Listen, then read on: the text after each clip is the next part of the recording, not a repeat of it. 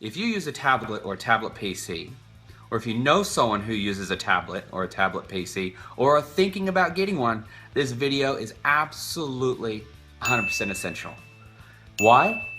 Well, what we're going to do today is discuss some basics around why would someone use a tablet or a tablet PC? Are all tablets the same? What makes them different? The objective of our discussion is to understand how to use workflow to dictate device. We need to first understand that all tablets ain't tablets. I like to use this example or an illustration. If your worker needs to dig a hole, what do you give them? Bit of a no-brainer, isn't it? You give them a shovel. Easy, done. Let's move on. But is it really that straightforward? Your worker does need a shovel, but it depends on where they're digging, what they're digging, and what environment surrounds the location. So there could be a lot of considerations, and we're just talking about a shovel. What about a tablet or a tablet PC? So this is why we first want to understand the four main workflow groups. We're going to look first at two workflow demographics that are quite common. First, we're going to look at in-office workers as the first workflow grouping. Now you'll notice that in-office workers are actually under the desk-bound category. But then we move into the mobile workers.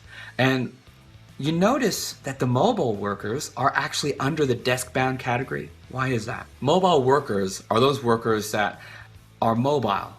Where they work is in different locations throughout the day, but typically they have a flat surface, whether it's a boardroom table, a site office, a cafe table, something that they have to work from. And we see laptops and notebooks predominantly in this mobile worker. Now we move into the third and the fourth. We actually put them under the walking and working categories. These are the workers who actually have to work for a living. Yeah, and they don't have the luxury of trying to find a flat surface or someplace to work from. Now, when we look at a worker like this, we first want to understand their workflow, because in their computing workday, their job requires them either to get at information or to create information themselves. So we want to know how much of each is actually happening so that we can categorize parts of their workday as either walking and working content consumers or walking and working content creators. Content consumers are those workers that can quite easily use a handheld, a PDA, a mobile phone, a cell phone, or something similar to that effect. But then when we move into the walking and working demographic who actually needs to create content, particularly where there's emphasis on quantity and quality of data that's being created for the business, then we have to look at an entirely different kind of technology.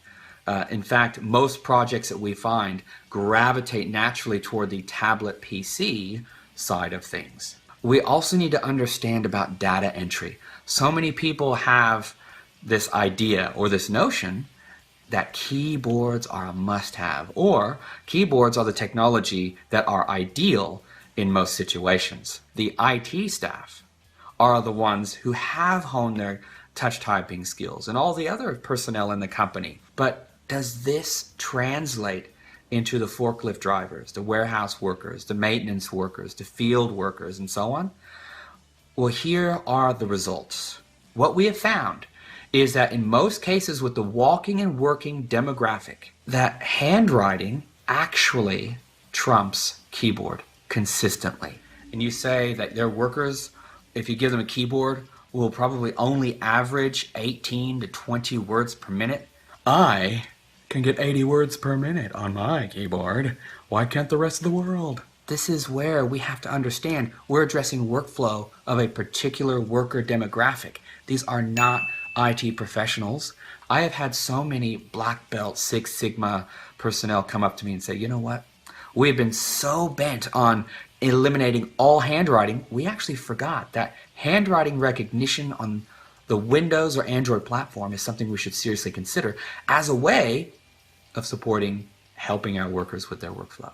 When we look at the information, the data that we've collected, we find that the handwriting recognition capabilities that instantaneously convert handwriting into typed text into whatever software they're using, SCADA interfaces, email, other kinds of ERP systems, warehouse management systems, and so on, we find that this is the technology that best supports these workers.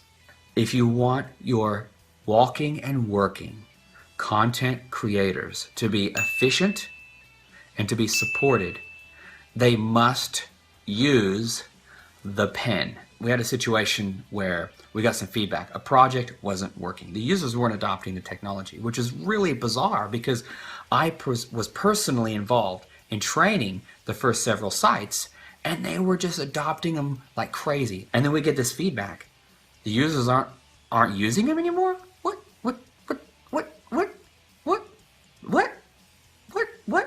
I rang up the IT guy. I said, I got one question for you. Have you stopped training them on handwriting recognition and personalizing the tablet for their handwriting? It only takes 20 minutes. Please tell me you did not take that 20 minutes out of the training program. Look, we needed those 20 minutes. It wasn't an important part of the training.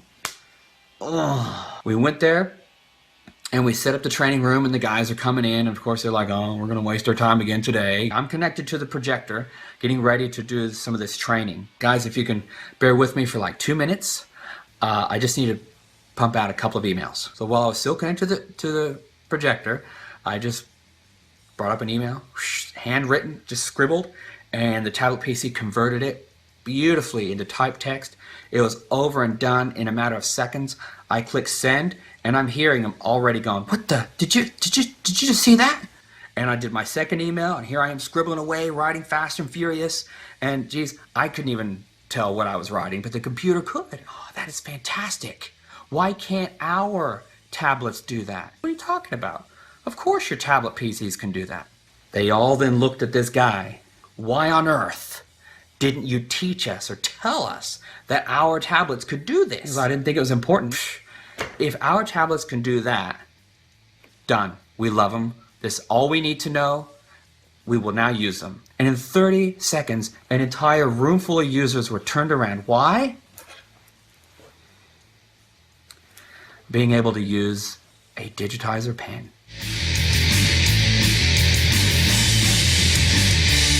Now we're going to have a look at rugged.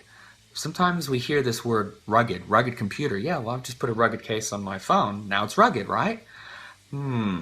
First thing that we must understand is there really is no legislative requirements or criteria that must be met in order for someone to call something rugged. So I take my car keys, I throw them across the room, and I go to start my car. It still works. I must have a rugged car key.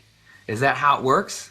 Well, we want to understand, first and foremost, that rugged, particularly when it's used by manufacturers such as Explore Technologies, actually refers to the amount of design considerations that went in to ensuring that a device, such as a tablet PC, can be used consistently day in, day out, indoors or outdoors, for a considerable period of time. 3 years, 4 years, 5 years, 6 years, and so on. Wait a minute, have you seen how much those rugged tablet PCs are? Why, I can buy 8 tablets for the price of 1 rugged tablet PC. That's a no-brainer. What really is the no-brainer about this is when your worker says, you expect me to wear the fact that I got to keep on expecting my device to fail and you just keep replacing it? Oh, that's all well and good for you, but what about me? I've actually got to work for a living. I'm not going to put up with device after device failing. I might as well go back to pen and paper. So a very important thing that we have to understand is no rugged case can protect against designed obsolescence. What is designed obsolescence? Every manufacturer has to design to a particular price point so that they actually know that our device will last a minimum of 12 months or a minimum of 18 months. Or a minimum of 3 years, 4 years, 5 years, and so on. Now, as a user, don't you want to know what that designed obsolescence is? Because that has an impact on how long can I reasonably expect this device to last enduring normal wear and tear. How do we know what this is? First of all, what we can look at is test results. Now, a lot of manufacturers I've seen say this phrase, built to comply with MIL 810G. What is that? Well, it's a military standard, but what it is not a design specification for manufacturers. So nothing can be built to comply with it because it's not a design specification. It's actually a set of tests to understand at what point will a device fail and how long will this device endure under very challenging conditions, such as outdoor use, out in the field, in a manufacturing environment, on a forklift, copying all those daily bumps and vibrations day in, day out for years. The critical thing is to understand what were the test results. In most companies, the ideal scenario is that they put into the hands of their workers a device, a solution that they can just set and forget, that they know it's just going to work. It's going to work day in, day out for the next 5 years and so on, so that I, as a user, can understand just how rugged is this. Okay, so now that I understand that all tablets ain't tablets, well, what's next? Well, the workflow map. But how do you make a workflow map? Well, this is where a specialist approach makes sense. So a specialist will deliver for you a workflow map of each worker demographic, and then a summary of pain points, bottlenecks that are currently in place or currently happen, particularly in worst case scenario days, which, let's face it, it happens. Let me give you an example of this. We had a customer who wanted to improve the solution in their container forklifts. They came out, they went to tender, they were asking for a 12-inch display computer that could be mounted into the forklifts. Sounds simple, right?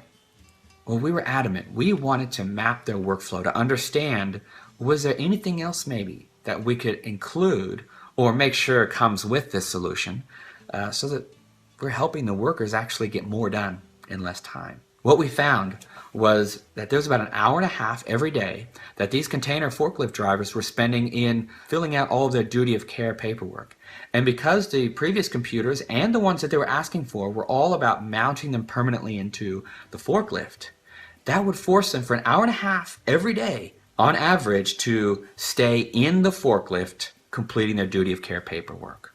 Now, this is a problem in two areas.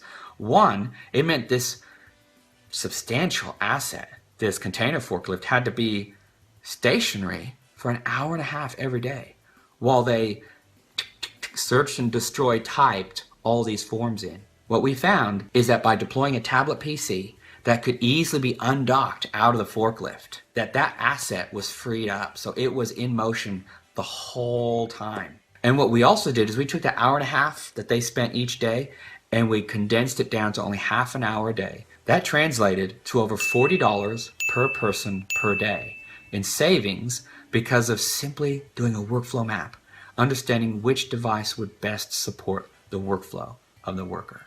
Also, a workflow map needs with it a data flow diagram to understand when content needs to be accessed or created, how does that then flow into the rest of the company? And how will device actually support that process? Next, the specialist must deliver some kind of a recommendation. What device will work best and why? And not just a, well, this is what I think is best, here you go. Not a list of technical specifications. Because a list of tech specs without some sort of an interpretation or an explanation as to why is completely meaningless. So rather, a specialist will actually provide a list of features that support specific workflow objectives. That way, every single feature is supported as necessary or unnecessary in order to support a particular worker's workflow.